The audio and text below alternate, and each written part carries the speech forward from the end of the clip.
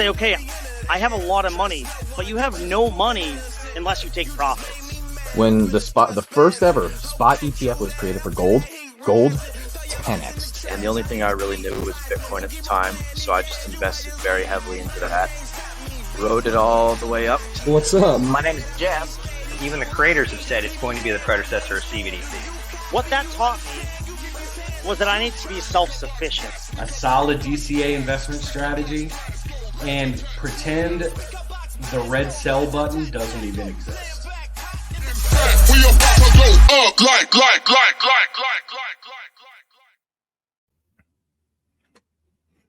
All right. Welcome to another episode of DGen Insights. So, today what we're doing is we're going to be looking at a mock portfolio that Jeff has graciously made for us over here. The entire idea is oftentimes people get a little bit too stuck in the weeds when it comes to, oh, I need to go get X's. Oh, what coin's going to do good here? What coin's going to do good there? And a lot of the times you end up getting wrecked doing that when you could have just easily DCA'd into just a few of the really good stable coins that are more than likely going to do very well. Not necessarily like hundreds and hundreds of X's, but you'll get a good 10X out of them or something close to that, right? So the idea for this mock portfolio is, hey, here's where you would have started at if you just had $1,000 to throw into these 10 coins. And then when we get to the top of the bowl, we're going to be looking at that, adding some DCAs every single month, by the way. But yeah, once we hit the top of the bowl, we're going to be looking at, hey, here's how much we're up. Here's how much we put into it. Here's how much we're up.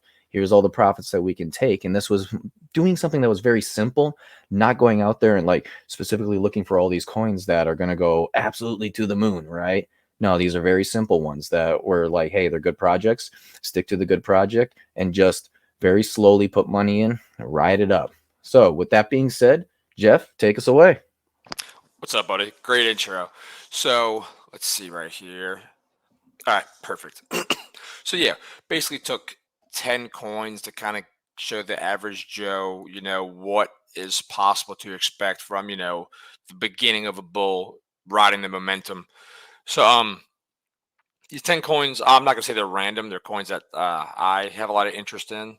And Nate, I know you didn't want me to include Bitcoin, but I felt like I had to do it because let's say somebody brand new watches this video, they're gonna be like, what the shit is GNS? You know what I mean? So we'll show them just if they want to be safe and just get in on Bitcoin. Bitcoin is definitely a safe pick that you do need that in your portfolio. Don't get me wrong. And I was kind of joking a little bit. I'm not gonna lie. I was joking, but Bitcoin is one of those. It's an old coin at this point. It is not going to do nearly as many X's as other ones, but it is definitely a store of value. You for sure want it in your portfolio. It's kind of like gold. I mean, you don't really. Would you rather throw it into a stock that's going to go maybe a 2X versus gold that's not going anywhere? But you still need the gold. You still need it. 100%, and at least as in.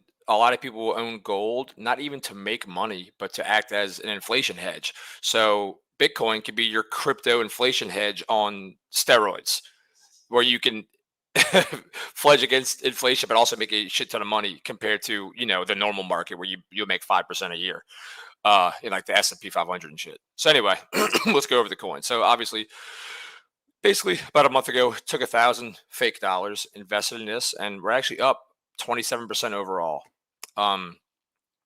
We went with Bitcoin, Ethereum, Solana. We'll go down the list, but as far as Bitcoin, you see we're up 3.8%. So basically how Nate explained it, steady gains that you could basically depend on to happen. And also a lot of people will use Bitcoin as a precursor to see what the market's going to do. So a lot of people say, oh, Bitcoin's going up. Okay, I'll take some of those profits and hurry and throw it to Ethereum or Phantom and catch the gains.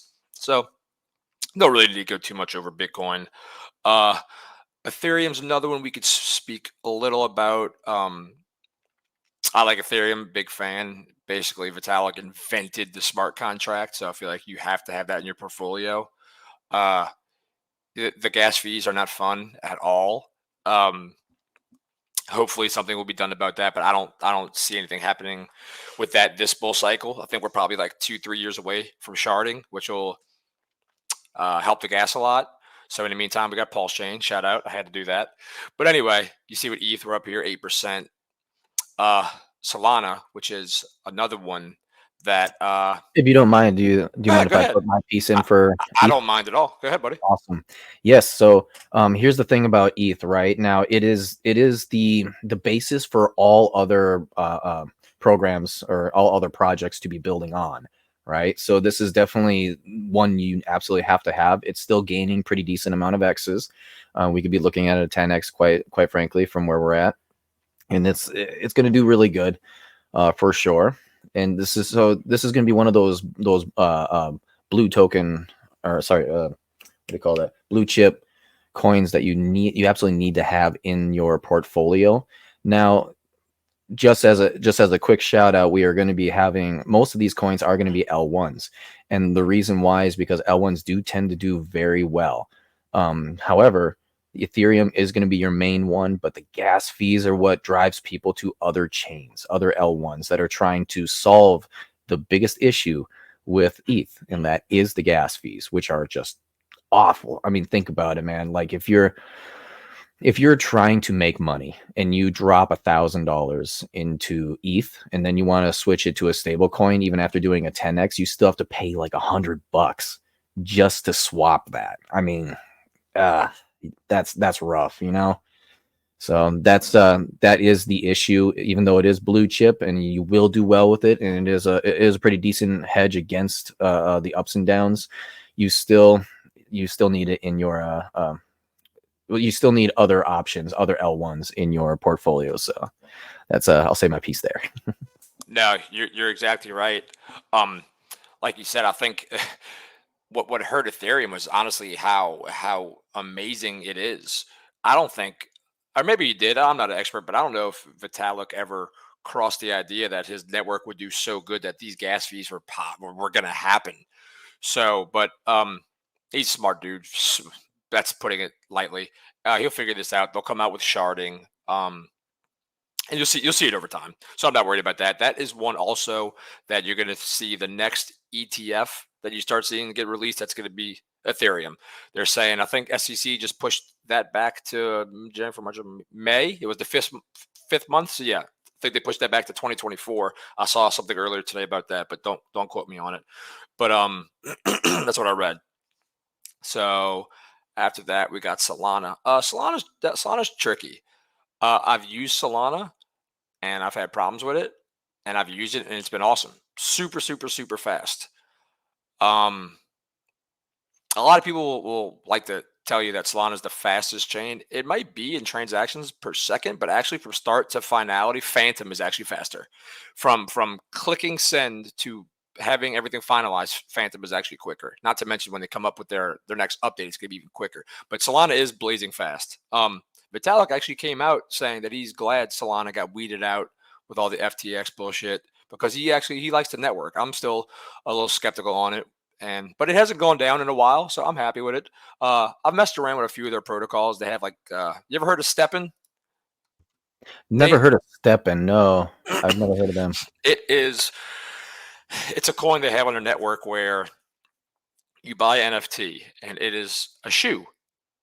It's an NFT of a shoe. You have a walking shoe, a jogging shoe, and running shoe. And every day you can run up to I forget the length as far as the distance, maybe a half a mile or a mile, something like that. And you get rewarded in coins. So you can buy like at the time, Solana was a lot higher. So these shoes were like $500. Now you probably get them for like $10. But you get a shoe, and you can if you get a running shoe, you get more coins. Because running's harder, but you can get a walking shoe and you can walk, and it's actually really cool. I got a little walking shoe just to try it out and test it, and it was pretty neat. But Solana is going to do well, even if it wasn't a good network, which I do like it a little bit. It's going to do well strictly off the VCs and the money that want it to do well. Now, you see how it's going up really, really, really hard right now? I could also see it maybe crashing really hard also earlier than anything else. I could see, when VCs get their bags packed, then dump it on people's heads. I could be wrong. Not financial advice, obviously, but that's just something to look out for. But who knows, man? It could stay up. You have any experience with Solana? Well, Solana. I haven't really used Solana. However, I'm keeping my eye on it, right? Because the same thing with you is I'm a little bit iffy on it. There's a lot of VCs involved with it, and not only that, but it is the reason why this is going to do good is it's kind of the baby of the large institutions. Their main L1 outside of Ethereum is going to be Solana. In fact, I think Solana is, if it's not going to be its own ETF, it will have, I believe the next step after Bitcoin and ETH ETFs is going to be a mutual fund type of deal with a bunch of different coins, Bitcoin, Ethereum, and then they're going to put in like Solana, maybe Cardano, things like that as well. I believe that's what's going to end up happening. So Solana is definitely one that you want in your portfolio for sure. Obviously not financial advice. Get the coins that you want, the coins that you like, but Solana is going to be one of those favorites of the governments and all of them, right? So Exactly. it's going to do well. It's going to do well just simply based off that alone. They want it to do well, and they're going to make it do well. They have people in there that have a lot of money invested that they're going to want their money back and then some. So they'll buy it up and maybe use you for exit liquidity, maybe not. I don't know, but like you said, you haven't used it. I used it a few times, and it was decent. It was above average. I enjoyed it. I like Pulse Chain and Phantom much better. My favorite, and I'm not even saying this because I like Pulse Chain, but I really, really, really love using Pulse Chain as a network. It runs almost flawlessly. Uh, I would say Ethereum too. If the gas fees didn't exist, then I would say I'd put Ethereum right there with it. And then I really like Phantom. Phantom doesn't give me any problems. Very simple to use, very quick. Never had a single problem with Phantom. But as of right now, Solana's blowing everything out the water pretty much. Cardano's not too far behind it, honestly. Look at that. But that's just from the last 3 weeks to a month. But Solana has been absolutely destroying everybody right now. So you could have bought this thing not too long ago for what? I think it was $10. Do you remember, Nate? What was that? At one point, they actually had it down to $5, $2, and then it burst up, man. It really was going crazy. But again, this is the institutional money. The reason why Bitcoin has been continually going up is because you have all these hedge funds buying up and asset managers buying up Bitcoin. And now they're buying Ethereum too, and they're going to roll over the Bitcoin into the Ethereum, and then they're also buying up Solana. And then as soon as they roll over the Bitcoin into Ethereum, and the Ethereum then is going to be rolled over into Solana and a couple of others as well. I believe Cardano. Let's go ahead. Well, I'll go ahead and transfer it over there, but. Cardano, I believe, is going to be another one of these. It's a great project. It's a little bit slow, I'll say. Not the actual project itself, but the coin movement is a little bit slow, simply because the guy who runs or who created Cardano is a little bit of a perfectionist, and so he wants to make sure that it works perfectly. And because of that, a lot of things get delayed on it. But also because of that, it has one of the best dev teams out there. They are going to make good things, and is very ambitious too.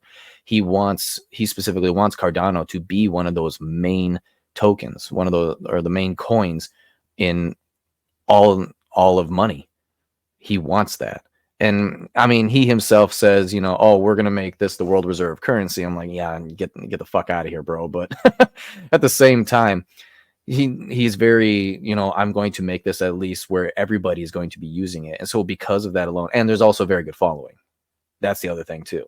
And you do want to look at the community when you have a look at these. So like Ethereum and Bitcoin are like no does. Solana, as far as community goes, you don't really have a community on Solana, but you do have big investors. And so, but Cardano, we're finally getting into communities of people that just won't let it go and believe it's going to the moon, right? They will do anything for this coin. So it's going to do well. And you can trust it if it like gets hacked in any sort of way or whatever, there's some kind of attack on it.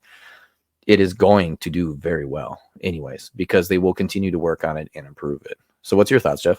So just like you said, like Cardano, they have a really, really big community. They're a very well-spoken community. I almost consider them like the white collar of like crypto.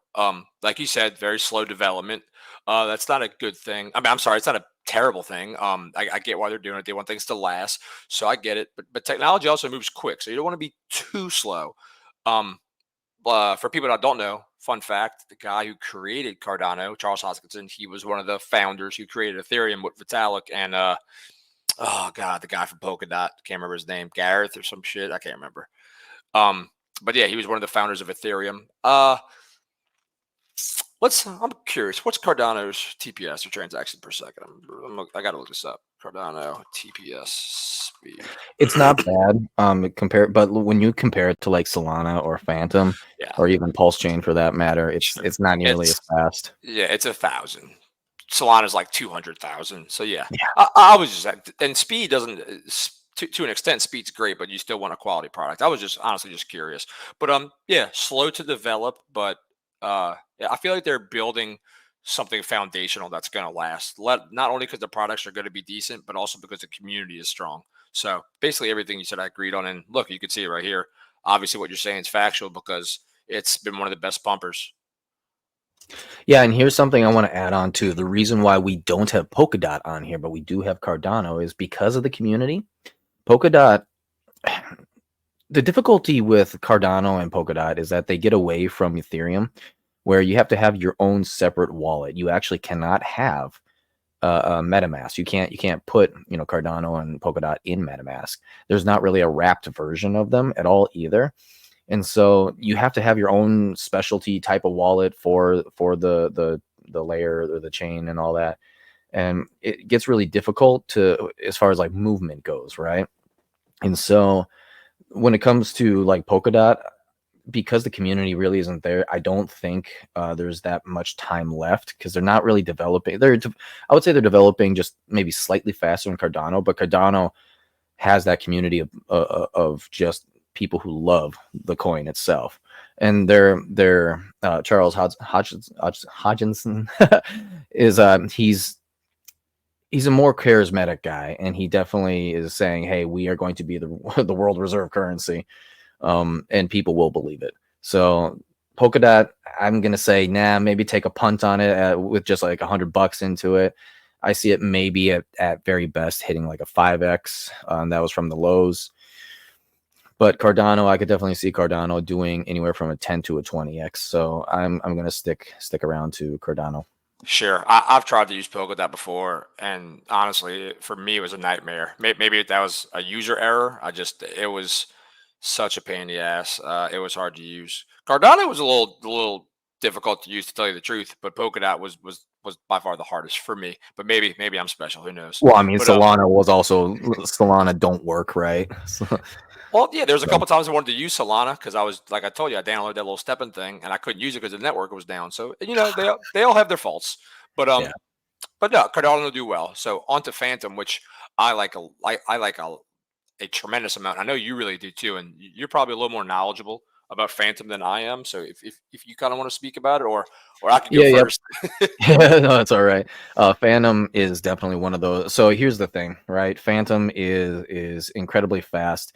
It's a lot, and here's the thing that it does that other ones tend to not do. It's a lot of fun. It's a lot of fun to use the protocols within it because it's all like spooky based and all that. And so you have like Beethoven X with bright shiny colors everywhere, and it's a really neat looking futuristic look. And then even if you go to Spooky Swap, right, you got the little kittens and all that, the little magical wizard kittens and witches, and there's a lot of fun stuff to it, right?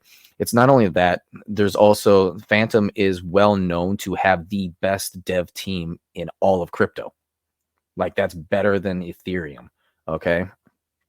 They are working constantly at upgrading, which they are going to be upgrading their speed. I can't remember the exact, was it ZK rollups, if I remember correctly, but yeah, they got something that's very specifically going to be speeding it up, and it's already really fast. The crazy thing was and this is actually an opportunity. Remember, when there's blood in the streets, you buy. Okay. And here's what happened with Phantom is the multi-chain got hacked. And I mean, it's an unfortunate thing. Yes. And a lot of people got scared and they dumped it. They got out of there. And there's a lot of people that got out. And I was buying more. I saw it dump down to ridiculous levels. And I was telling people Phantom cannot go to zero. The reason why is because they have the best devs. They are going to work on something. They're going to get this problem fixed, and then they're going to improve Phantom even better. Sure. And along with its interfaces, how much fun it is, Phantom is not going away. And look at it now; it is ripping. It is, For it sure. is going crazy. And those people who were like, "Oh, I'm getting out of Phantom," even after I talked to them about it, sorry guys, you lost out. You need to look at the communities too. Phantom has a strong community along with Cardano. They believe in it. But even with weak hands, selling, the dev team is just way too good, and there's just way too much fun things to do on Phantom. So overall, this is going to be a coin that's doing really well. It's definitely involved in this portfolio because we were able to buy it cheaper than we normally would have been able to buy it. Thank you to those hackers. So, when everyone else was selling, I was buying. Blood in the streets. Bye. That's smart move. There's so many good things to say about Phantom. I've used it, like I said, and I really enjoyed it. Fast, easy to use. They have really, really good yielding protocols that you actually threw me on. Supposedly their update that their devs are coming out with for the speed. Supposedly, I believe that's like EVM compatible. So like Pulse Chain will also get to take advantage of that. I could be wrong, but I think a while back when they were when they were writing about articles on it, that I read that it was completely EVM compatible. So any EVM chain, like a Pulse chain, would be able to use it. Also, Phantom applied for like a banking license, like a legit bank. So like they're not like fucking around. Like they're gonna be here for a while. And yeah, they're definitely a great coin to get into. What else we got here? Just to tell people also, we started the portfolio at $1,000. So a month ago, if you were to throw in $1,000, boom, we're up 27%. So I'll take it. Let's see here. And 27%. Oh my God, that's like massive gains when you go to a stock market portfolio. That's 5 years. That's 60 months. What it takes 60 months to do in traditional finance, you just did it in a 1/60th of the time. So what else we got? All right, Gains Network. All right, Gains Network. So I actually do not know of Gains Network, so I'm going to let you talk about this one, Jeff. This was a personal pick on your end, and so I would say let's use this for our portfolio as kind of like our punt, right? The one that we're looking at of like, hey, this is a good idea. And remember, guys, when you're doing a portfolio, you usually want to keep like anywhere from like 5 to maybe 10% of the portfolio as, like hey, I believe in this project or whatever. Let's go ahead and throw some money into it, like $100 scratcher, right? And let's see if we can do really well. So yeah, take it away, Jeff. So I wasn't familiar with this at all. I got a very good friend who I tried to get him into Hex, and he tried to get me into this, and I was like, "No, I'm good," and he was like, "No, I'm good." So we kind of did that, and every time if Hex pumped or GNS pumped, we'd send each other screenshots. It's kind of funny, but essentially, so I'm not really into leverage trading. I don't really like it. I don't think it's a good idea, but they have some people that do, so why not share it? This is a leverage trading platform for excuse me, for Polygon, for Matic, and Arbitrum.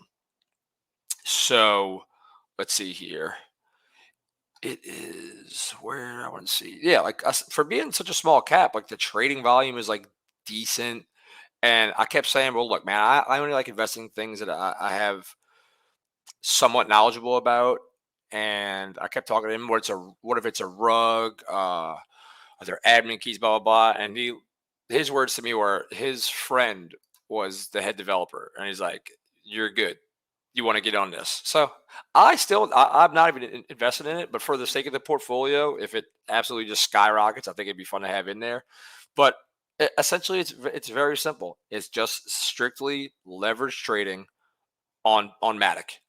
Throw some Matic up there for leverage yourself, buy more, or buy whatever you want. You buy stables, whatever you want. Kind of, I guess you could compare it to what on Pulse Chain. You could compare it to what Famous, huh? Yes, it would be Fame.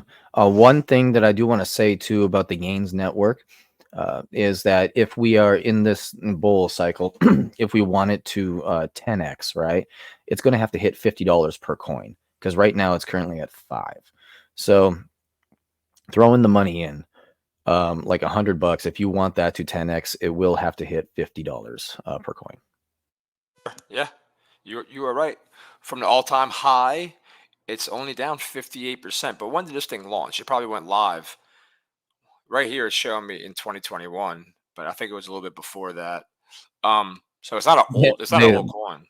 Yeah, they launched it as everything was just collapsing. Well, that's the crazy thing. So it actually performed during the bear market.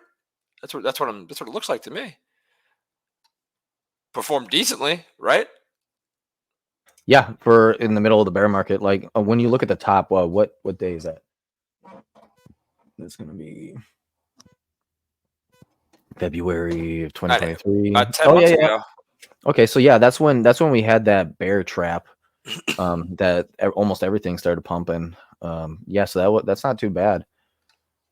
So not terrible, not terrible at all. I think it will do well. My general rule is I look for anything that kind of 10x's. I'm a bit skeptical on this one in particular when we were looking at it for it to 10x up to $50. But hey, we could see it at $100 per coin. Market That's a cap is possibility. at 174, 10x puts you at 1.7 billion if my math is right. But like we already know, it's market cap doesn't even mean that much for price. Technically, that's what it would be at, but it's all about liquidity, buy volume, automated market makers. So yeah, I mean it's possible. How much liquidity does this thing have? Does it tell you in here? Excuse me. Does CoinGecko tell you liquidity or no? I'm over here trying. Yeah, I know, right? I don't think it does. I have to get on deck screen or some shit. Market cap, total value locked, TVL is 29. So it's 29 million out of 100. That's actually a little bit lower. I can't remember where it is because I don't use CoinGecko as much. I tend to stick to Deck Screener personally, or Coin Paprika. You're good. I'm only on here because it actually has like the portfolio app. So I'll figure out the liquidity and see if it's low. I mean, this thing could pump 10x easily. We'll see. Now after that, we got the whole Pulse Chain, Richard Hart ecosystem. That's my favorite. I know you're big into it too. Some people probably not fans because they don't like Richard, but some people are also diehard fans. So I know we were speaking about community earlier, and this is literally the probably like the most charismatic community you're going to find if you want to speak on it. Yeah, no, without a doubt. Like if you look at Phantom, and Phantom can't die because of devs and community. And if you're looking at Cardano's an old coin at this point, and it's not willing to die, and it's still ripping up because of community and a charismatic leader. Well, then you got everything in the Pulse Chain or Hexagon community. They are definitely a cult, that's for sure. You absolutely need that to pump bags. The other thing about Hex too is that it has proven itself to do very well. So it's already proven itself. It's on its second cycle now, which means that it's not going to do as parabolic as it did before. But then again, it did a 10,000x before. So I mean, what is it going to do now? Like 100x at worst? Like, okay, sure, I'll take that.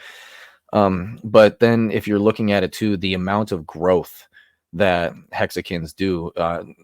Pulse Chain was created, and Pulse Chain has already been getting talked about by like JP Morgan as one of those alternate L1s that you can use that is cheap gas fees, right, below a penny, and then also is fast, works. It's not like it's going down. Hasn't been hacked yet. I mean, it's working really great. Not only that, but it's a cycle 1 coin. And unlike all the other ones in here, cycle 1 coins is something you definitely want to look at for sure. Same thing with PulseX. PulseX is originally what Uniswap should have been. And Uniswap hit, I think it was like $100 per coin at one point. But if it was working properly and the devs did what they were supposed to do with the coin, which is the buy and burn, aka making their Uni coin deflationary and actually a part of Uniswap itself instead of its own like random coin somewhere off in the distance, right? If they actually did that, then that coin should have gotten up to like right around $1,000 per coin. That's 10x off of that 100x originally that they made. Mathematically, they said Uniswap, if it had the same buy and burn that PulseX has, it would have or should have outperformed Ethereum. Yeah, and that's wild, by the way.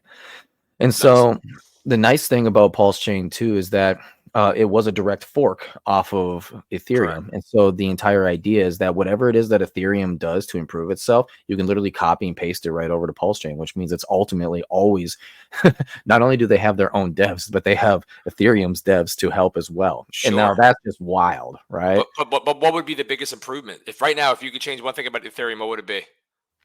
I don't know, like some sort of gas fees or something. I don't know, cheaper gas fees. Exactly. So Oh, that's the great thing about it. You have people like JP Morgan taking notice. So let's see here. yeah. We have the most popular smart contract platform on the planet. But the problem is it's too much gas. So we have an exact copy that's faster, and it has all of your coins also on it. You have free money. Literally have free money on here. Yeah. Yep. So Everything, the largest airdrop, everything that was on Ethereum that you had on Ethereum has been copied over to Pulse Chain. Here's the other thing about this too, is that we talk about like Phantom, how it's fun, right? It's a lot of fun to go through all the different dexes and protocols and like the themes and things like that. Pulse Chain has the same thing going on. There's a lot of very advanced looking stuff. It looks really nice. It's easy to use. And the other thing too about hexagons, and this is why Hex is such a good coin, is because that cult-like community is very smart, and they're very smart people who are creating more things. The idea for hexagons is, hey, if you don't like us and you don't want us doing things on your platforms, we'll make our own. And that has been happening over and over and over and over again. And it's specifically for Pulse Chain, you know? Well, to move on into Pulse X now, all those issues that we were talking about with Uniswap, Pulse X does that now. Pulse X was specifically created because Uniswap, quite frankly, failed. And when you look at Uniswap, and you're like, wait, they failed? Yes, fake DeFi. DeFi, right? They failed. Now imagine if you have a Uniswap that didn't fail. Oh man, dude, that's going to go off the charts. And so because of this project, when you start adding all these things in together, I know we can sit here and we can sound like, oh, you guys sound like hexagons yourself. Well, it's like, okay, sure. I'm looking at this from an objective viewpoint right now. Correct. When you start adding all these things in, you have no choice but to say, hey, I might want to get invested in these coins. I'm sorry, 100%. JP Morgan themselves were already saying, hey, Pulse Chain is one of these couple of different ones that you want to be looking at. I mean, Sure. Well, another good thing about it is, Nate, so let's say you take a copy of Ethereum and make an L1 Pulse Chain. So theoretically, you would think anybody on Ethereum would want free money. So now you've just integrated the entire Ethereum community. Not everybody in Ethereum will come, but they should. If the big bag, the whales would be stupid not to come. Free money. So I'm saying you're taking Ethereum community and you're blending it with Pulse Chain community, and it has cheaper gas. That's my whole thing about it. yeah, agreed. And that's the thing that people haven't really been thinking about. And I know, like, I'm not gonna lie, the cult-like nature of hexagons can scare people off. It is. And It is then very Ricky culty. Hart himself, like he's very charismatic, yes, but he's also kind of a dick. And so again, scaring people off.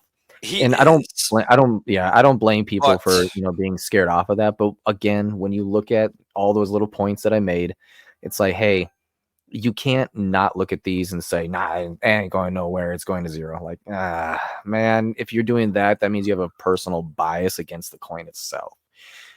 Don't do that. If you want to make money, you need to be coin agnostic here. I agree. Look at things, man. I think you can see this pump alone just off the mere fact that, let's say Richard is who he says he is, and he was getting Bitcoin at 50 cents a piece, and he was early on Ethereum, and he's a rumored billionaire. Well, somebody with all this money, what if they just ride their Bitcoin and Ethereum until the top of the bull, then take their shit out and dump it into the Pulse Chain system? You take the top, then you invest in your ecosystem. You see what I'm saying? You're using other platforms, other layer ones or whatever you want to call them, to pump your bag. So if I think Ethereum is going to 10x and my shit has a lower market cap, I can put money in Ethereum. When I think the Ethereum top is in, I can sell my Ethereum and put it in my coin. So if Ethereum pumped 10x and my coin was a tenth of the market cap, I can make my coin with the same amount of money pumped. Well, obviously he's not gonna control the entire market cap of Ethereum, but my point is he can take money that supposedly he has and pump the system himself. That's not something you want to see, because I guess that would be inorganic. But I that's something that could happen. It's just a little food for thought. Yeah, It's helpful. Exactly. Think about it this way, like people will look at price action, and like if you do pump like that, yes, you're well, I mean, come on now. It's the same thing as if you're advertising for a company, right? You're saying, "Hey, look how amazing this is." Okay, so this is the same sort of deal. You're just simply as the founder of a certain coin or ecosystem, you're taking that money and then you're putting it in. It pumps, right? And then people say, "Hey, look at this project. It's doing so good. Let me put some money in," and now you have a lot more, right? Sure. What's the difference than Elon Musk getting paid in Tesla stock? Why? You know what I mean? He's getting income in a stock. So instead of getting paper dollars, he is getting paid in that, which is increasing the buy pressure in the stock for Tesla. So I think theoretically that's pretty similar, huh? Yes. Yep. Very much so. And even then, like, if you already have a lot of money and you're on record saying, "I really don't care about the money itself because I'm already I'm already really rich. What I care about is making a statement and creating a legacy." That money that you put in there is going to hold in there, and that's what the origin address, if I believe it was called, is all about. Correct. The entire idea is to hold that price. Yeah. So it's a good and it has been proven to work, by the way, because he already did that with Hex, and Hex is doing just fine. Sure. So yeah, a lot of people look at the chart, and I find it kind of interesting because people will look at the chart and say, "Oh, yikes, it's going to zero, it's done." But I'm like, okay, have you looked at Phantom's chart? Have you looked at Solana's chart? Like, but you guys love these coins, but sit here and scoff at the exact same chart of Hex. It does bother me a little bit because, again, this is going back to coin bias. Yeah. Where you're mad at something for what somebody else is doing rather than looking at the coin actually doing good, Well, it doesn't make sense because Hex, you can't just look at the Ethereum Hex price drop. It was basically a stock split. So add them together, and so what is it down? What is it down then? Like 97%. All right. What did Ethereum go down its first cycle? What, 95%? So so man, no way Ethereum can make it up from there, right? I'm really glad I sold my Ethereum at $5. Like, you know what I mean? So I think people are tribalistic by nature. That's why you see little clicks and stuff, and you have people that want Hex to fail, just like you have people that want Cardano to fail. They have people that want Illuvium to fail. Everybody wants to pump their bags, like these assholes you see on YouTube saying, "Oh, Bitcoin's going to $10 million a cycle." They're saying that because they want you to buy it. That's why they're saying it. Yeah. And then it'll dump on you at 100K. Yeah, correct. Yeah, Hex is trash. Don't buy it. Oh, no, buy my coin. So there's more money to get. It's all the same. But honestly, with the way with liquidity bonding works now, if Ethereum goes up, EHEX goes up. If EHEX goes up, PX goes up. If PX goes up, Pulse Chain goes up. It's all, man, the cool thing about crypto, this is the one thing that trickle down economics actually works in. Yeah. Like, it doesn't work in the real world. Like it doesn't work because it's not the same.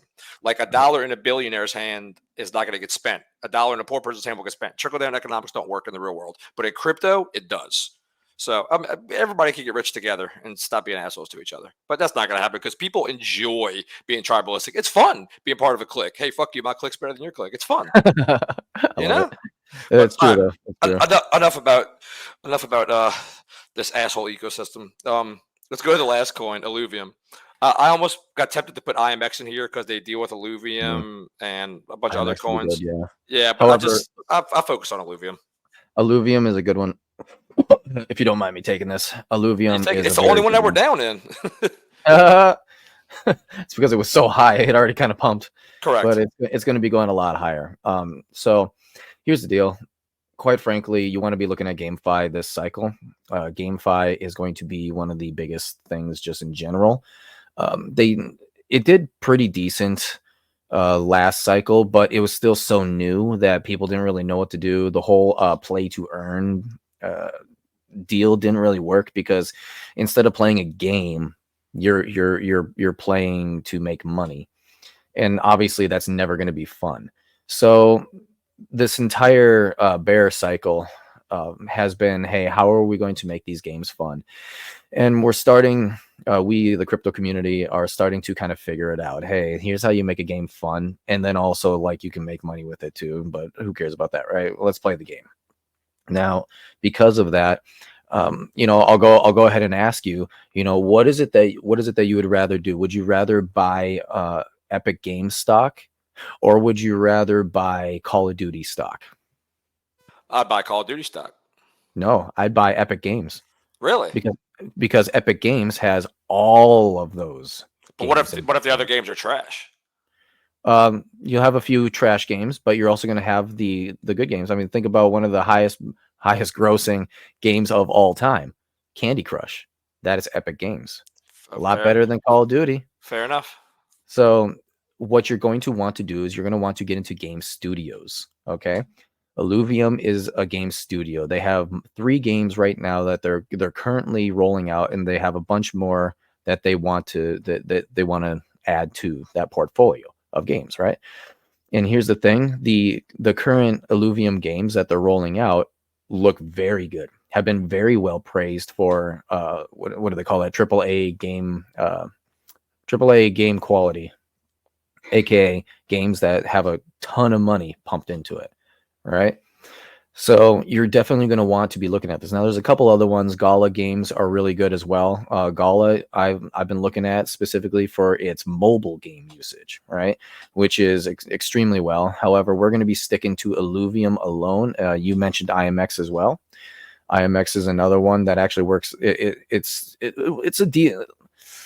It's not 100% a studio, but it works with the studios, and so it's kind of like an off-brand studio, so to say, right? Or like a helper to the studios. So that would be another good one to get into. So instead of specific games, you really want to be looking at game studios. Now, obviously, like I said, Illuvium, I think, is probably going to do the best. They're at its peak last, and this was even before they actually straight up started like coming out with their games. I wanted to touch on that. You literally took the word. You care about say something real quick? Go right ahead. What if I told you they had something that used to cost $1,911, and today that thing costs $29? So you're getting it at a 95% discount. But when the price was that high, they didn't even have a game. They didn't have anything to play. What do you think is going to happen when? And I've seen the graphics. It looks like sick. It looks fantastic. So the price did that when it was nothing. It was a coin that in expectations of a decent game. Now the game is going to be just decent, and they're coming out with other platforms, other games, and stuff like that. So yeah, what do you think the price is going to do then? Yeah, it's going to absolutely take off. And the thing, so what I'm looking at is not only is it going to take off, but this is going to be absolutely gigantic. I think Illuvium is going to be one of those introductions of the largest studios on the planet, which, by the way, gaming is a $1 trillion industry. So you need to be looking at that multi-trillion dollars in just because of gaming. Illuvium is going to be introducing the crypto side of gaming, which is going to allow all these mega streamers on Twitch and all that to start moving into crypto games, as well as these studios that have been kind of sitting on the sidelines, like Treyarch, Call of Duty type of studios and things like that. They're going to be saying, hey, I want a crypto game too, and they're going to start moving in. It's going to be because of Illuvium, and maybe a couple of others, right? It's going to be a whole new influx of people. A whole new influx, and that's going to be a lot of money. A lot of influx. A lot. And here's the deal: how much money do you need to get into Illuvium to pump it to ridiculous levels? I don't know. Maybe like $100 billion might be pretty nice, right? It might help it just a little bit. Maybe even 10 billion. Like that would send it crazy. I do believe that the Alluvium, our GameFi play here, Alluvium might actually, aside from maybe Hex or Pulse Chain, might actually do the most amount of X's. So, did you have anything to add to that? Let's see. If Alluvium, let's say Alluvium did a 10x from its previous all-time high. Let's say it hit 10 grand. Not saying it will, not saying it won't. Let's just say $10,000. And right now, what are we at? We're about $29. That's a 345x. Ooh. If a game that didn't exist does 10x from its previous all-time high, while it has a game out, while it has several games out, there's several games out, and it piggybacks off of Ethereum because of liquidity bonding, and it also gets a whole new fan base of people, like you said, Twitch, YouTube, streaming. People are going to say, damn, this game looks dope. What is it? Oh, shit, I can make money playing this? And it's going to be one of the first games ushered into actual like real Web3 where people start getting paid to do this shit. Perfect Storm Theory? Yeah, I'd say so. Yeah, just about. It's going to be huge. So definitely look into GameFi. There are specific games like Shrapnel right now is a Call of Duty type game. I personally am investing in, not in financial advice, but I'm personally investing in that one, and I believe the game itself will do well. So I am investing in it, right? However, Shrapnel was awesome. Shrapnel was pretty cool, right? I want to play it myself. I'm a first person shooter guy, but like Alluvium, Gala, those studios. Sandbox. You want to get those studios definitely down. If nothing else, get the studios first, then think about moving into, and this is what I've done, think about moving into individual games themselves. Axie Infinity did really well. That was a singular game. Yeah. You made a shit ton of money off that. Yeah, you did. But you're not, but it's not, I think the studios themselves are going to be worth a lot more in the long run.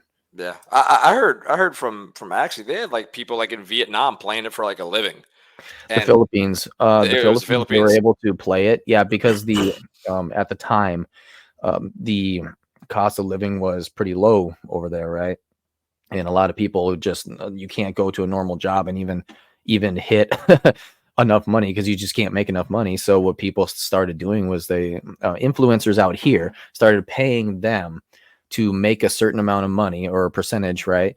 And they would play the game just infinitely, make a certain amount of money, send it to them, and then they could keep a certain amount. And that keeping of the certain amount, especially during the height of the game at its peak, was way more than these people ever thought they could make by working a 9 to 5 out there. And so they were very, it was kind of a destructive cycle if you actually look into it, where it was like, ooh, we're taking advantage of these people, and that's really not a good thing. Yeah, slave labor.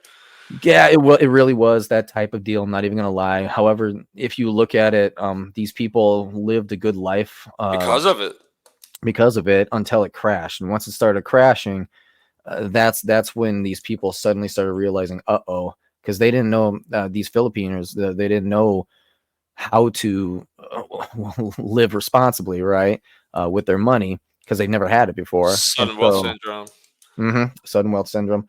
And it's not like they were wealthy or anything, but they lived a better life than they had before. And then all of a sudden they can't keep up with their bills and stuff. And they had to go get a 9 to 5, and they just had to start selling things off, and people went homeless. And it was Jesus. Yeah, it was a disaster. Absolute disaster. I didn't know the details of that much, but think about that was. I mean, if you looked at Axie, the graphics were terrible. It looked like a shit game. So I'm saying, if something like that can pump, man, the devs, the amount of time they put in Alluvium, it's like gorgeous. It's like better than like Xbox games. It looks insane. So no, I think Alluvium's absolutely gonna like melt people's faces. But yeah, our friend Tracker and Malik, they're definitely jumping into. They're all game hardcore. Yeah. They're an all. I know Tracker really likes Shrapnel a lot too. Track, yeah. Well, I like Shrapnel, and I'm a first-person shooter guy. I don't necessarily do the League of Legends type deal, like running around with Pokemon. Aside from the old games, I'm like, yeah. But when it comes to first-person shooters, Call of Duty, freaking Overwatch, all these other ones, like, yeah, I'm in it. I'm in it hardcore. Sure. That's my dealio. Yeah, Shrapnel looks sick. Have you seen Metalcore? Metalcore, yeah, I've looked at Metalcore. It's kind of funny because Metalcore and Shrapnel, I originally, like the second they came out, I had the opportunity to buy, and um, well, actually, it was a pre-seed for Metalcore, but Shrapnel, yeah, I got into that like hours when it came out for public sale, and it's been doing very good right now. I've already taken my principal out plus double plus 2x, and I've still got a lot of money in it, so it's doing nice. Nice. I like it. Shrapnel's what? AVAX? Avalanche? Yeah, yeah. Funny thing was it was Tracker who told me that, oh, they're launching. I'm like, cool, I'm gonna go grab some. And Tracker had no idea where to buy it, and I had to go teach him how to buy it. Because it's on a different network. That's great. Yeah, I was like, yo, go to, because I was so early to it that it was. You had to go to like Trader Joe, huh? Trader Joe, yeah. The only place that it was on at that current time was literally Trader Joe on AVAX. That's literally the only place that it was on at the time, and everyone is asking like, "Oh, where are we going?" I'm Speaking like, of, like, where do I go to buy this? I'm like, right here. That's something we didn't put on here, but I like Avalanche. So I've used Avalanche. I had a good experience with it, but the other day I saw somebody posting they had like a $400 gas fee. I was like, what the fuck? Because when I used it, it was like $1. But anyway, supposedly they're lower. Avalanche is supposed to be putting a lot of work into the GameFi sector. Mm-hmm. And part of I didn't really say anything for your portfolio. I think it's a good portfolio. I personally would have, instead of Cardano and maybe Gains, I would have put instead Matic. Which is the institutional NFT network, basically. There's going to be a lot of games and kind of overall stuff happening there, cheaper fees. But the other one is going to be AVAX, and AVAX is going to be the large institution, kind of like with Solana, right? Large institutional gaming factory. Sure. That's where AVAX is going to be. So I'll tell you why I didn't do Matic. And I didn't do Matic because I don't like admin keys. And Matic has admin keys. Now, supposedly, like 5 people have to enter these admin keys simultaneously, which will probably never happen. But I just don't like the fact that it can happen. So, admin keys, I stay away from. Agreed. It's fair enough, right? But no, that's the portfolio. We're gonna do this once a month to try to keep up with it and see how rich you could have been if you invested $1,000. And then how much every month you're going to be making a DCA every month, right? I'm trying. I think what I'm gonna do is every month. I'm trying to think if I should do a $1,000 DCA every month, so $100 in each coin, and see where that goes, or if I should just let it rock as is to show you in 1 year's time what $1,000 turns into without even DCAing. I'm trying to put that together of the best way to go about that. So it's interesting. Well, whatever it is we decide. Personally, I think it would be a good idea to just do the $1,000. As I said in my intro, it is definitely a good idea. Like a lot of people, you're gonna have issues with like, how do I DCA? How am I gonna put money into? Oh, I just got a good paycheck or I got a bonus at work, something like that. I want to put it into crypto. What am I gonna do? And a lot of people get kind of tricked out by like, oh, well, should I put it here? Should I put it there? This influencer is telling me this one's gonna go to the moon, and Cardano sucks, and so maybe I shouldn't put it into there. And that's how a lot of people get wrecked generally. What this portfolio is going to be doing is it's going to be showing you how, even if like, let's say you have a decent job and you got $1,000 a month that you can throw into crypto. If you were to just simply do nothing more than just like $100 for each of these 10 coins and just continue going through, not even looking at the price, at the end of everything, when you're looking at, hey, here's how much money I put in, here's how much money I'm able to take out, I do believe that you're going to be surprised at just how well you did by not even looking at the price action. Yeah, sure. And you just waited things out. And it also shows you, what the strengths of diversity. Some people say diversity is stupid. If you have a good bet on something, go all in. But let's say you do that. You do $1,000 a week for a year. I'm sorry, a month for a year. Say 3 of these coins go to shit. They don't work out, but you hit on 7 of them. Like that's the power of crypto. That regardless, you don't even have to be right on every decision you make. You just got to catch a few breaks, and it's still ridiculous wealth. Which you can't really do that anywhere else. Yep, and the other thing that the other thing to do is that and able to make really good gains in, like, say, the stock market, you have to leverage. You have to leverage by, well, shorting and longing, right? That's what Gains Network is all about. Here's the thing. Here's a little secret about crypto. Crypto leverages itself. All you need to do, and we're going to show it through this portfolio, all you really need to do, buy it when it's low and just watch it. Just sit on it. It's really Watch simple. it. Don't chase green candles. It's simple. Man, leverage trading is hard to do in non-volatile assets. Yeah. Doing leverage trading in an asset that is more volatile than any other asset almost on the planet is just it doesn't really make a lot of sense to me. Plus, especially a market that can be easily manipulated. Like if I'm trying to liquidate people and I own a giant bag, I can move the price by myself. You know? So Yeah. To each their own, though. Some people, I think they just do it for the rush. Just like people that gamble. You know, it's for the fun. Maybe I can leverage. Maybe I can get a 2x in a day. You know, so, hey, whatever works for you. But yeah, I had a good time doing this with you, bud, and we'll do it again in a month, and we'll see where we're at. Right on. Let's do it. All right, buddy. All right. And for everybody else, hope you have yourselves a good one. Again, this has been Degenerate Roundtable Insights. And this is the portfolio. So, hey, we'll see you next month. Hope you have yourselves a good one.